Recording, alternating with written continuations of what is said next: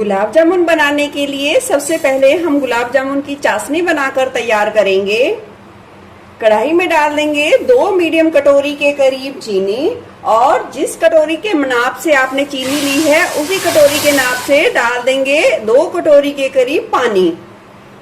डाल देंगे थोड़ा सा केसर, लेंगे 3 हरी इलायची। देखिए हरी इलायची को मैंने ऐसे खोल कर डाल दिया है और डायरेक्ट ही डाल दिया है। इससे क्या होगा, बहुत ही अच्छी खुशबू आएगी। और चाशनी को इस तरीके से चला देंगे और हाई फ्लेम पे एक उबाल आने देंगे। जब लगे चाशनी में बहुत ही अच्छे तरीके से उबाल आ गया है, उसके बाद आपको चाशनी को सिर्फ 2 मिनट के लिए ही हाई फ्लेम पे ही पकाना है। चलिए 2 मिनट का समय हो गया है चाशनी को पकते हुए। अब हम चेक करेंगे, थोड़ा सा इस चमचे में लेंगे और इस तरीके से छू के देखेंगे। छूने से पता चलेगा, एक तो देखिए मेरी उंगली में देखिए चमक आ गई है, ये पहली निशानी है कि चाशनी बहुत अच्छे तरीके से बन चुकी है।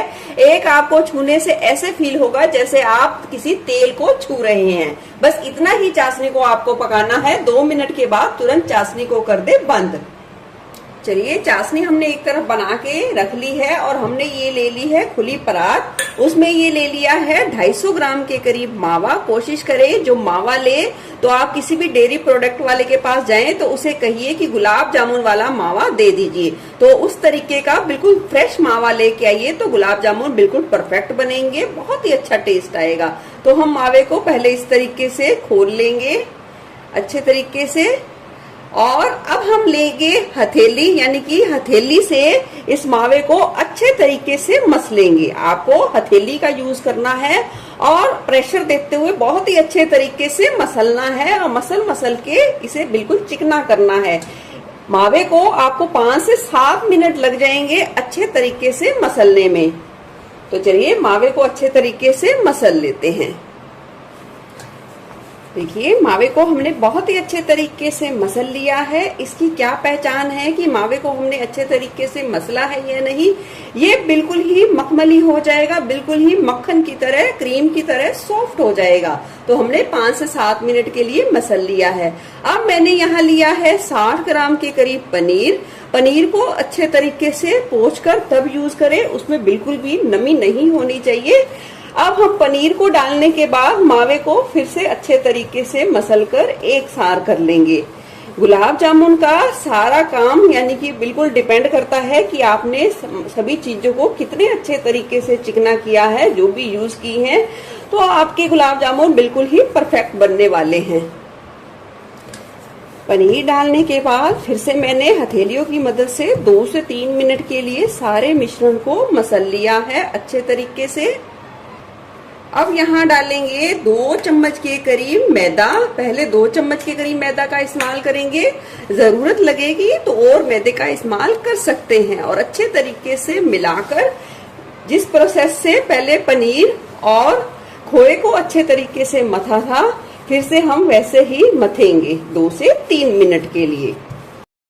बिल्कुल अच्छे तरीके से मैदा डालने के बाद भी हमने मसल लिया है। अब हम इसमें डाल देंगे, ये देखिए 1/4 चम्मच से भी थोड़ा सा कम बेकिंग पाउडर।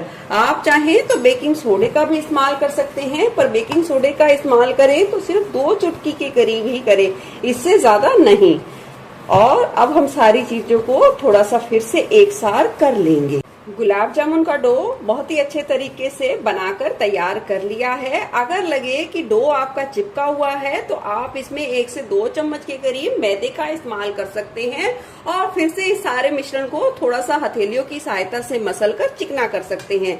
अगर लगे कि ये डो थोड़ा सा रूखा है तो आप इसमें 3 से 4 बूंद या आधी चम्मच के लगभग दूध का इस्तेमाल कर सकते हैं और इस मिश्रण को तैयार कर सकते हैं।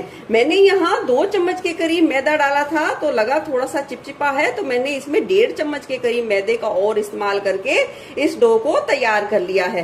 तो चलिए गुलाब जामुन का डो बिल्कुल बनके तैयार है, तो बना लेते हैं गुलाब जामुन। लेंगे थोड़ा थोड़ा सा पोर्शन इस तरीके से हथेलियों में रखेंगे और हथेलियों के बीच में थोड़ा थोड़ा सा प्रेशर देते हुए गुलाब जामुन की शेप बना के तैयार करेंगे। इस बात का आपको ध्यान रखना है कि आप इसे फ्राई करेंगे तो ये साइज में डबल हो जाएगा और चाशनी में डालेंगे तो थोड़ा सा और साइज बढ़ेगा। तो आप साइज का अंदाजा आपको कितने छोटे बड़े गुलाब जामुन चाहिए उस हिसाब से आप खुद एडजस्ट कर सकते हैं। और दूसरी बात, जब भी आप ये बॉल्स बना के तैयार करें तो आप उसमें देखिए कोई भी क्रैक नहीं आना चाहिए। अगर क्रैक है थोड़े बहुत तो आप आटे को थोड़ा सा फिर हथेलियों का प्रेशर देते हुए गूंथिए और उसे बिल्कुल ही चिकना कीजिए। तो चलिए हम इस तरीके से गुलाब जामुन की बॉल्स बना के तैयार करेंगे। चलिए सारी ये गुलाब जामुन की बॉल्स हमने बिल्कुल बना के तैयार कर ली है। तो बढ़ते हैं इन्हें फ्राई करने की प्रोसेस की तरफ। गुलाब जामुन फ्राई करते समय आपको कुछ बातों का ध्यान रखना है। तेल को हल्का गर्म कर लिया है और उसमें बिल्कुल छोटा सा टुकड़ा डाल लिया है मैंने गोल गुलाब जामुन का बनाकर और उसे सेकने के लिए छोड़ दिया है। आपको कुछ बातों का और ध्यान रखना है। आप जब गुलाब जामुन को फ्राई करें तो उसे लोहे की कढ़ाई में फ्राई करें या नॉन स्टिक की कढ़ाई में फ्राई करें। अगर आप स्टील के बर्तन यानी कि स्टील की कढ़ाई या सिल्वर की कढ़ाई में फ्राई करोगे तो वो बिल्कुल तले पे चिपके रहेंगे और जैसे ही आप उसे थोड़ा सा चुटाओगे, हिलाओगे तो वो टूट जाएंगे। आपका सारा सामान और आपकी सारी मेहनत वेस्ट हो जाएगी। तो आपको इन बातों का ध्यान रखना है। तो देखिए गुलाब जामुन बिल्कुल भी खुला नहीं है, बिल्कुल भी चिपका नहीं है। अगर आपका गुलाब जामुन थोड़ा सा खुले या फटे तो उसका मतलब ये है कि उसमें थोड़े से मैदा की कमी है। आप उसमें थोड़ा सा पहले मैदा मिलाएं और उसे फिर से अच्छे तरीके से चिकना करें और फिर उसे फ्राई करें। इन सारी बातों को आपको फ्राई करते समय ध्यान में रखना है। ये देखिए हमारा गुलाब जामुन न चिपका है और कहीं से भी टूटा नहीं है और बहुत ही अच्छे तरीके से सिकने लग गया है। तो चलिए अब सारे गुलाब जामुन को फ्राई कर लेते हैं। गैस की फ्लेम को लो पर ही रखेंगे और इस तरीके से धीरे धीरे से एक एक करके गुलाब जामुन डालते जाएंगे। एकदम से सारे नहीं डालने हैं, जितने कढ़ाई में आसानी से हम सेक पाए उतने ही हम डालेंगे। यहाँ मैं 10 से 12 गुलाब जामुन डाल दूंगी। जैसे ही गुलाब जामुन थोड़ा सा सिकेंगे वो खुद ब खुद कढ़ाई की सतह पर आ जाएंगे। ये देखिए जैसे जैसे सिकने लग गए हैं खुद ब खुद कढ़ाई के, ये देखिए सतह पर आ गए हैं। अब हमें इसे बिल्कुल भी हिलाना नहीं है क्योंकि ये बहुत सॉफ्ट है और इसे थोड़ा सा सिकने देंगे और गैस की फ्लेम को अभी लो पर ही रखेंगे। ये देखिए कितनी बढ़िया शेप आ गई है, कितना बढ़िया कलर आया है। और इस तरीके से हम तेल को थोड़ा थोड़ा सा धकेलते जाएंगे और इसे अलट पलट के धीरे धीरे से हम जो गुलाब जामुन का एग्जैक्ट कलर होता है उतना कलर आने तक सेक लेंगे। और इस स्टेज पर आप गैस की फ्लेम को थोड़ा सा बढ़ा सकते हैं, पर ज्यादा ना बढ़ाएं। चलिए देख सकते हैं कितना बढ़िया कलर आया है। अगर आपको थोड़ा सा ज्यादा डार्क कलर चाहिए तो आप थोड़ा सा ज्यादा डार्क कलर आने तक भी सेक सकते हैं।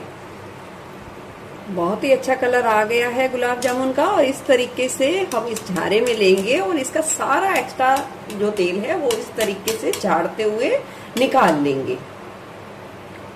और कढ़ाई से निकालते ही गरम गरम गुलाब जामुन हम इस डाल देंगे इस चाशनी में। जब भी आप गुलाब जामुन चाशनी में डालें तो इस बात का आपको ध्यान रखना है, चाशनी हल्की गर्म जरूर होनी चाहिए, यानी कि गुनगुनी होनी चाहिए। बहुत ज्यादा गर्म या बहुत ज्यादा ठंडी नहीं होनी चाहिए। चलिए दूसरे बैच के गुलाब जामुन भी बना लेते हैं। जब भी आप दूसरे बैच के गुलाब जामुन बनाना शुरू करें तो इस बात का ध्यान रखना है कि आपको 2 से 3 मिनट के लिए गैस की फ्लेम को बंद कर देना है, क्योंकि हमने अभी इसमें गुलाब जामुन सेके हैं और तेल बहुत ज्यादा गर्म है तो गुलाब जामुन बिल्कुल फट सकते हैं। डाल देते हैं गुलाब जामुन और गुलाब जामुन का अच्छा कलर आने तक सेक लेंगे। देख सकते हैं कितना बढ़िया कलर आया है गुलाब जामुन का। ये देखिए।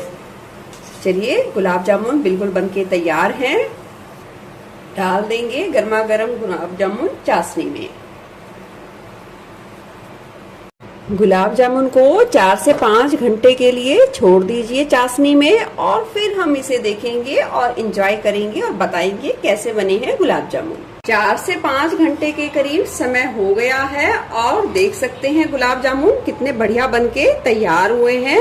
ये देखिए। तो चलिए अब मैं प्लेट में भी सर्व करके दिखाती हूँ। बहुत ही ज्यादा बढ़िया गुलाब जामुन बनके तैयार हुए हैं, बिल्कुल मुंह में घुल जाने वाले। आप इस तरीके से बनाइए, आपको बहुत पसंद आएंगे और आप इस तरीके से